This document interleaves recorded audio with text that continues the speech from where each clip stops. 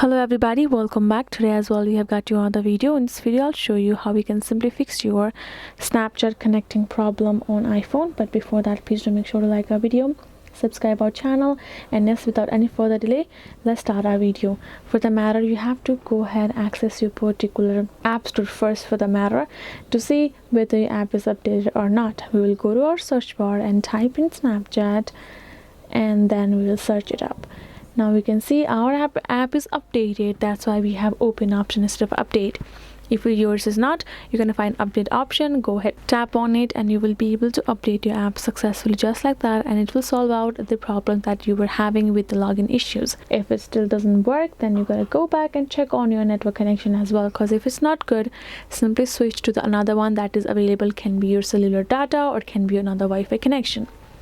Then otherwise you can go to your settings afterwards. Let me go back and show you the process again. We are back and we will find this kind of interface when we tap on settings app, right? We're gonna go to search bar and type in storage, and now tap on the storage option, and now you will find the storage that our app is holding here in iPhone storage. We're going to tap on our Snapchat app just like that and tap on this offload app. Now we're going to tap on this offload again to confirm it. It will simply offload your particular app, but it wants to remove the data and the information over there, so you don't have to worry about it. Once you do that, it will simply solve out your problem. You're going to reinstall from App Store, enter the information, and you're good to go. So that is the way you can do it. Hope this video was helpful to you all. Thank you so much for watching, and yes, I'll see you guys in our next video.